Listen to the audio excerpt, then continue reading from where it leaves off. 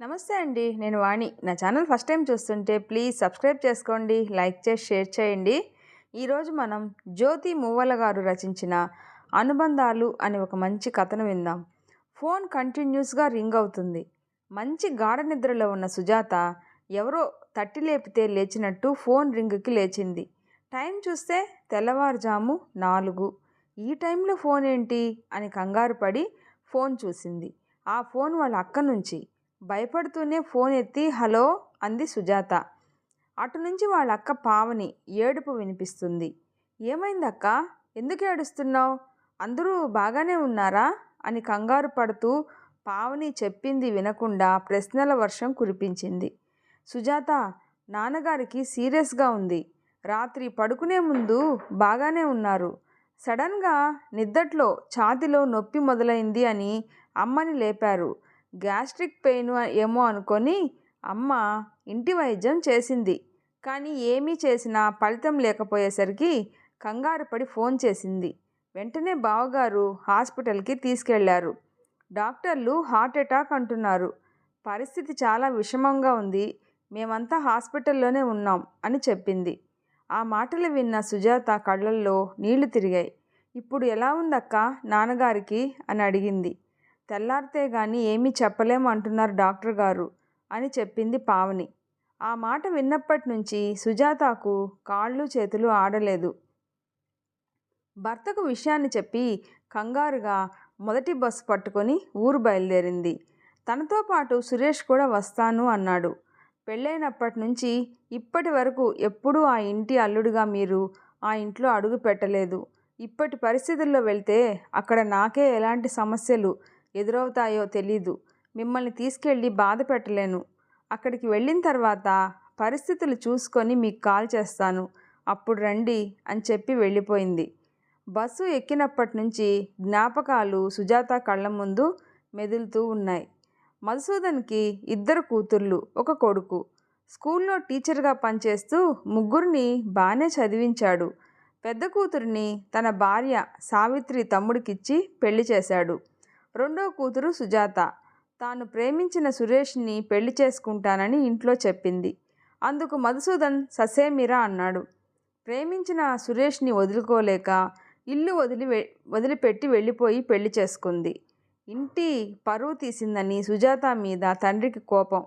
అందుకే కూతురుతో మాట్లాడడం మానేశాడు మధుసూదన్. అప్పుడప్పుడు వాళ్ళ అమ్మ సావిత్రి మధుసూదన్కి తెలియకుండా కూతురుతో మాట్లాడుతూ ఉంటుంది. కొడుకు లండన్లో ఎంఎస్ చేస్తున్నాడు. అందరూ బాగానే లైఫ్లో సెటిల్ అయ్యారు. రిటైర్ అయ్యి భార్యతో శేష జీవితం గడుపుతున్నాడు మధుసూదన్. ఇక ఏ బాధ్యతలు లేవు, అంతా సవ్యంగా ఉంది అనుకునే సమయంలో ఇలా హఠాత్తుగా హార్ట్ అటాక్ వచ్చింది. సుజాత హాస్పిటల్కి చేరుకుంది. అందరూ హాస్పిటల్లోనే ఎప్పుడు ఏ వార్త వినాల్సి వస్తుందో అని భయంగా ఉన్నారు. కానీ అదృష్టవశాత్తు మధుసూదన్ కళ్ళు తెరిచాడు. అందరూ చాలా సంతోషించారు. చాలా కాలంగా తండ్రి ప్రేమకు దూరమైన సుజాత అమాంతం వెళ్ళి తండ్రిని పట్టుకొని బోరున ఏడ్చింది. క్షణం మనది కాదు, రాత్రి ఉన్న ప్రాణం తెల్లవారేసరికి ఉంటుందో లేదో తెలియదు. ఉన్న ఈ 4 రోజులు ఈ కక్షలు కార్పణ్యాలు ఎందుకులే అని అనుభవంలో తెలిసి వచ్చిందో ఏమో. అప్పటి వరకు కూతురు మీద ఉన్న కోపం మబ్బు విడిపోయినట్టు మధుసూదన్ మనసు కూడా కరిగిపోయింది. కూతుర్ని చూసి మధుసూదన్ కూడా ఏడ్చేశాడు. డాక్టర్ వచ్చి మరేం పర్వాలేదు, ఒక 4 రోజులు అబ్జర్వేషన్లో ఉంచితే సరిపోతుంది అని చెప్పి వెళ్ళిపోయాడు. ఆ వారం రోజులు సుజాత తండ్రిని కంటికి రెప్పలా చూసుకుంది. క్షేమంగా మధుసూదన్ ఇంటికి చేరుకున్నాడు. సుజాత సురేష్కి ఫోన్ చేసి తన తండ్రితో మాట్లాడించింది. మధుసూదన్ అల్లుడిని ఇంటికి ఆహ్వానించాడు. అలా కుటుంబం అంతా ఒకటై సంతోషంగా ఉంటున్న సమయంలో సుజాత కడుపుతో ఉన్న సంగతి తెలిసింది. ఇంటిలో ఆనందం మరింత రెట్టింపైంది. తన చేతుల మీదుగా కూతురు పెళ్లి చేయలేకపోయానని, ఇప్పుడు డెలివరీ అయ్యి మనవడో మనవరాలో పుట్టేంత వరకు కూతుర్ని ఇంట్లోనే పెట్టుకొని బాగా చూసుకోవాలని నిశ్చయించుకున్నాడు మధుసూదన్. ఆ మాటే అల్లుడు సురేష్కి చెప్పాడు. ఇన్నేళ్లుగా తల్లిదండ్రుల ప్రేమకు దూరమైన సుజాతను కొన్నాళ్ళు తన తల్లిదండ్రుల దగ్గర ఉంచడమే భావ్యమని అనుకున్న సురేష్ అందుకు సరేను అన్నాడు. సుజాతను కాలు కింద పెట్టకుండా మధుసూదన్, సావిత్రి చూసుకుంటున్నారు. కానీ ఇదంతా చూసిన పావనికి తన చెల్లెలు సుజాత మీద జలస్ మొదలైంది. మొన్నటి వరకు ఇంటి గుమ్మం కూడా ఎక్కనివ్వని తండ్రి ఈరోజు చెల్లెల్ని నెత్తిమీద పెట్టుకోవడం చూసి తట్టుకోలేకపోయింది. మనసులో అంత కుళ్ళు పెట్టుకున్నా పైకి మాత్రం చెక్కు చెదరని చిరునవ్వుతో ఉండేది. ఇక తన చెల్లెల్ని తన తండ్రి ఇంటికి రానివ్వడని, తమ్ముడు ఎక్కడో విదేశాలలోనే స్థిరపడతాడని, అమ్మా నాన్న సంపాదన, ప్రేమ తనకే దక్కుతుందని ఎన్నో ఆశలు పెట్టుకుంది పావని. కానీ ఇప్పుడు ఆశలు అడియాసలయ్యాయి. కథ రివర్స్ అయింది. పావని రోజు రోజుకు తట్టుకోలేకపోతుంది. ఇదేమీ తెలియని సుజాత తన అక్క తన శ్రేయస్సురాలిగా తలచి ప్రతి విషయాన్ని తన అక్కతో పంచుకునేది. అలా 9 నెలలు నిండాయి. అంతలోనే సుజాత 12 మగబిడ్డకు జన్మనిచ్చింది. మొదటి కూతురు పావనికి 2 ఆడపిల్లలే కావడంతో తనకు వారసుడు పుట్టాడు అని మధుసూదన్ సంబరపడిపోయాడు. ఊరు వాడ స్వీట్లు పంచి పండగ చేశాడు మధుసూదన్. మనవడు పుట్టడంతో సురేష్ అమ్మా నాన్నలు కూడా వాళ్ళని క్షమించి దగ్గరకు తీసుకున్నారు. అందరూ ఘనంగా సుజాత కొడుకు పేరు ఫంక్షన్ చేశారు. ఫంక్షన్కి వచ్చిన బంధువులందరూ సుజాత భర్తను, కొడుకును, కుటుంబాన్ని పొగుడుతూ అందలం ఎక్కించారు. అది చూసి పావని అస్సలు తట్టుకోలేకపోయింది. తల్లిదండ్రులు చెప్పిన మాట విని మేనమామను చేసుకున్నందుకు తనకి ఏం దక్కింది? అందరినీ ఎదిరించి తన చెల్లెలు పరాయి కులం వాడిని చేసుకున్నా ఇప్పుడు అందరూ ఆమెనే పొగడడంతో పావని మనసులో బాధపడిపోయింది. మనసులో ఎంత బాధ ఉన్నా పైకి మాత్రం నవ్వుతూనే తిరిగేది. అలా 2 ఏళ్ళు గడిచాయి. తన కొడుకు భరత్ పెళ్లి నిశ్చయించాడు మధుసూదన్. పెళ్లి పనులు చూసుకోవడానికి కూతుర్లిద్దరిని 1 నెల ముందే ఇంటికి పిలిచాడు. పావని పుట్టినప్పటి నుంచి సొంతూరులోనే పుట్టి పెరిగి అక్కడే మేనమామను చేసుకొని స్థిరపడటంతో పెద్దగా ఇతర విషయాల మీద అవగాహన లేకపోయింది. అందుకే హైదరాబాదులో ఉంటున్న సుజాతకు అన్నీ తెలుసు అనే భావంతో భరత్ షాపింగ్ విషయాలన్నిటికీ సుజాతనే వెంటబెట్టుకుని వెళ్ళేవాడు. ఇక పావని ఈర్ష పరాకాష్ఠకు చేరినట్టు చెల్లెలి మీద పీకల వరకు కక్ష పెంచుకుంది. కావాలనే ప్రతి విషయంలోనూ సుజాతను తక్కువ చేసి మాట్లాడటం మొదలుపెట్టింది. కానీ తన అక్క ఏదో తెలియక అలా మాట్లాడుతుంది అనుకునింది. కావాలనే అలా మాట్లాడుతుంది అని గమనించుకోలేకపోయింది సుజాత. అంతటితో ఆగక పెళ్లి కూతురు బంధువుల దగ్గర సుజాత పెళ్లి ప్రస్తావన తీసుకువచ్చి నలుగురిలో పరువు తీసింది. పెళ్లి కూతురు బంధువులందరూ సుజాతను చూసి గుసగుసలాడుకోవటం తట్టుకోలేకపోయింది. ఎవరికైనా బయట శత్రువులు ఉంటారు, కానీ సొంత తోడబుట్టిన అక్కే తనకు శత్రువుగా మారి తన పరువు బజార్న పెట్టినందుకు కుమిలిపోయింది సుజాత. జరిగిన విషయాన్ని తల్లితో చెప్పుకొని బాధపడింది. సావిత్రికి కోపం వచ్చి పావనిని చివాట్లు పెట్టింది. తల్లి తండ్రి కూడా సుజాత మాటే నమ్మడంతో పావనికి సుజాత మీద కోపం ఇంకా పెరిగిపోయింది. అప్పట్లో తండ్రి మీద కోపంతో ఉన్నప్పుడు అక్క అని మనసులో మాటలు షేర్ చేసుకున్న మాటలు ఇప్పుడు పావని బయట పెట్టడం మొదలుపెట్టింది. దాంతో పెద్ద గొడవ జరిగింది. ఆ మాటలు అనలేదు అని చెప్పలేక, ఏ సందర్భంలో అన్నదో వివరించలేక సుజాత ముఖం చెల్లక వెళ్ళిపోయింది. అలా సుజాతను కుటుంబం మొత్తానికి చెడ్డ చేసింది పావని. సొంత వాళ్ళు అనుకొని మనసులో మాటలన్నీ చెప్పుకుంటే ఇలా సమయం చూసి ఇరికిస్తారు అని తెలుసుకోలేకపోయింది సుజాత. మళ్ళీ తన తల్లిదండ్రుల ప్రేమకు దూరమైపోయింది. తన తప్పు తాను తెలుసుకొని ఇంకెప్పుడు ఎవరినీ నమ్మకూడదు అని తెలుసుకునింది. పావని మాత్రం చాలా సంతోషంగా ఉంది. తనకున్న అడ్డు తొలగి పోయినందుకు మేఘాలలో తేలుతుంది.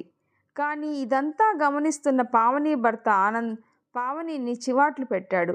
నువ్వు చేసిన పని నాకు నచ్చలేదు పావని. పాపం సుజాత చిన్నప్పటి నుంచి కష్టాలే, నువ్వు ఇలా తయారయ్యావేంటి అని చేదరించుకున్నాడు.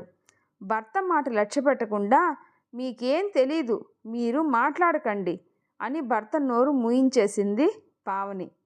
పావని మాటలు మధుసూదన్ నమ్మినా చిన్నప్పటి నుంచి సుజాత మనస్తత్వం తెలిసిన సావిత్రి నమ్మలేదు. ఎందుకో సుజాత అన్న మాటలను తిప్పి చెప్పింది పావని అని సావిత్రి మనసులో బలంగా నమ్మింది. సుజాత ప్రేమించిన అబ్బాయి విషయంలో తండ్రిని ఎదిరించింది అన్న మాటే గాని ప్రతి విషయంలోనూ ఎంతో అణకువగా ఉండేది. సావిత్రి ఎలా అయినా భర్తకు నచ్చచెప్పి మళ్ళీ సుజాతను ఇంటికి తీసుకురావాలని నిశ్చయించుకుంది. తన మనసులో మాట భర్తతో చెప్పింది. భరత్ కూడా తల్లిని సమర్థిస్తూ సుజాత అలా అని ఉండదని, ఏదో మిస్అండర్స్టాండింగ్ వల్ల ఇలా జరిగి ఉంటుందని చెప్పి తండ్రిని ఒప్పించాడు. భార్య కొడుకు చెప్పిన మాట విన్న మధుసూదన్ మనసు మార్చుకున్నాడు. కుటుంబంలో చెలరేగిన సమస్యలకు పరిష్కారం చెప్పాలని, మళ్ళీ కుటుంబం అంతటిని కలపాలని సుజాతకు ఫోన్ చేసి పండక్కి రమ్మని పిలిచాడు. తండ్రి నుంచి ఫోన్ రాగానే సుజాత సంతోషపడింది. తనను అర్థం చేసుకున్నందుకు పొంగిపోయింది. ఆనందంగా కుటుంబంతో ఇంటికి బయలుదేరింది. పండక్కి సుజాత వచ్చిందన్న సంగతి విని పావని పండక్కి రాలేదు. మీకు నేను కావాలో అది కావాలో తేల్చుకోండి అని చెప్పింది. ఆ మాటలు విన్న సావిత్రి, ఏంటి పావని నువ్వు ఇలా తయారయ్యావు? చిన్నప్పుడు నీకు సుజాత అంటే ఎంత ఇష్టం. స్కూల్లో ఎవరైనా దాంతో పేచీ పడితే నువ్వు వెళ్ళి గొడవ పెట్టుకునేదానివి. నాన్నగారు ఏం తీసుకువచ్చినా తమ్ముడికి చెల్లికి ఇచ్చాకే నువ్వు తీసుకునేదానివి. దాని ప్రేమ విషయంలో కూడా నువ్వు నాన్నగారితో ఎంత పోట్లాడావు. ఇప్పుడు అది నీకు కానిదైందా? వయసుతో పాటు జ్ఞానం పెరగాలి. నేను నిన్ను ఇలాగేనా పెంచాను? తోటి కోడళ్లతో పోట్లాడే వాళ్ళని చూశాను, కానీ సొంత చెల్లిని ఇంత ద్వేషించే దానిని ఎక్కడా చూడలేదు అని చివాట్లు పెట్టింది. అందుకు పావని, అవును, నేను మంచిదాన్ని కాదు. నువ్వు చెప్పినట్టు విని మీ తమ్ముడిని పెళ్లి చేసుకున్నాను కదా. మామయ్యని చేసుకుంటే జీవితం బాగుంటుంది, ఊర్లోనే ఉంటావు, కళ్ళ ముందే ఉంటావు అని నీ స్వార్థం కోసం నా బ్రతుకుని నాశనం చేశావు. అది ఇల్లు వదిలిపెట్టి వెళ్ళి పోయినప్పటి నుంచి ఇప్పటిదాకా నీ కష్టాలు నష్టాలు అన్నీ నేనే చూసుకున్నాను. అది చక్కగా దానికి నచ్చిన వాడిని, బాగా సంపాదించేవాడిని చూసి పెళ్లి చేసుకుంది. నీ కొడుకును కూడా లండన్ పంపించి పెద్ద చదువులు చదివించారు. నాకే చిన్న వయసులో చదువు ఆపేసి మామయ్యకిచ్చి పెళ్లి చేశారు. ఇప్పుడు నాకేం మిగిలింది? ఆస్తి కూడా ముగ్గురికి సమానం అంటున్నారు. మీ దగ్గరే ఉండి మీ కష్టాలు సుఖాలు అన్నీ చూసుకున్నందుకు నాకేం కలిసి వచ్చింది? పైగా నాకు 2 ఆడపిల్లలు. నా పిల్లలు పుట్టినప్పుడు ఎప్పుడైనా నాన్న అంత సంతోషంగా ఫంక్షన్ చేశాడా? దానికి కొడుకు పుడితే ఊరంతా పిలిచి పండగ చేశాడు. మీ మాట విని మీరు చెప్పినట్టు విన్నందుకు సర్దుకుపోయినందుకు నన్నే చిన్నగా చూస్తున్నారు. అందుకే నాకు అదంటే కోపం అని గట్టిగా అరిచింది. కూతురు మాటలు విని మధుసూదన్ తట్టుకోలేకపోయాడు. తన కూతురు ఇంత అభద్రతాభావంతో బతుకుతున్నది అని తెలుసుకొని కుమిలిపోయాడు. అమ్మా పావని, నాకు ముగ్గురు సమానమే. నువ్వంటే మీ తమ్ముడికి చెల్లికి ఎంత ఇష్టమో తెలుసా? సుజాత కొడుకు నేమింగ్ ఫంక్షన్లో మీ అమ్మ సుజాతకి కట్నం పెట్టలేదు, అల్లుడికి కట్న కానుకలు మర్యాదలు చేయలేదు. ఎంతో కొంత మీ రిటైర్మెంట్ డబ్బులు తీసి ఇవ్వండి అంటే నేను ఒక 10 లక్షలు సుజాతకి ఇవ్వబోయాను. కానీ సుజాత ఏమందో తెలుసా? నాన్నగారు, మీ ప్రేమ ఆప్యాయత ఉంటే చాలు, ఈ కట్న కానుకలు బహుమతులు నాకు వద్దు. మీరేమైనా ఇవ్వాలి అనుకుంటే పావని అక్కకి సాయం చేయండి. బావగారిది చిన్న ఉద్యోగం, 2 ఆడపిల్లల్ని చదివించుకొని పెళ్ళిళ్ళు చేయాలి. మీరు చేసే సాయం దానికి చాలా ఉపయోగపడుతుంది. నాకేమీ వద్దు అని సున్నితంగా తిరస్కరించింది. అలాంటి దాని మీద నువ్వు ఈర్ష్య పెంచుకున్నావు. తమ్ముడు కూడా ఊర్లో ఇల్లు అక్కకే రాసేయండి నాన్నగారు అని చెప్పాడు. మీ తదనంతరం ఎప్పుడైనా ఊరు రావాలి అంటే ఇక ఈ ఊర్లో మాకు ఎవరున్నారు? అక్క బావ తప్ప. మేము మీ ఊర్లో ఉండం కదా, అక్కకైతే ఉపయోగపడుతుంది అని చెప్పాడు. వాళ్ళిద్దరూ నీ కోసం ఆలోచిస్తుంటే నువ్వు మాత్రం వాళ్ళిద్దరిని ద్వేషిస్తున్నావా అని జరిగిందంతా చెప్పాడు. తండ్రి మాటలు విన్న పావని తన బుద్ధి ఇంత పెడదారి పట్టిందా అని సిగ్గుతో చచ్చిపోయింది. తన సొంత చెల్లిని శత్రువులా చూసినందుకు కుమిలిపోయింది. తన తప్పు తాను తెలుసుకొని చెల్లిని క్షమించమని వేడుకుంది. తన అక్క అభద్రతాభావంతోనే అలా మాట్లాడింది అని అర్థం చేసుకున్న సుజాత మనలో మనకి క్షమాపణలు ఏంటక్కా అని పావనిని దగ్గరకు తీసుకుంది. భరత్ తన ఇద్దరు అక్కలను దగ్గరకు తీసుకొని హగ్ చేసుకున్నాడు. తన కుటుంబం అపార్థాలు తొలగి మళ్ళీ కలిసి సంతోషంగా ఉన్నందుకు సావిత్రి, మధుసూదన్ సంతోషపడ్డారు. మీకు ఈ వీడియో నచ్చితే ప్లీజ్ లైక్ చేసి షేర్ చేయండి, సబ్స్క్రైబ్ చేసుకోండి, ప్లీజ్ సపోర్ట్ చేయండి. Thanks for watching.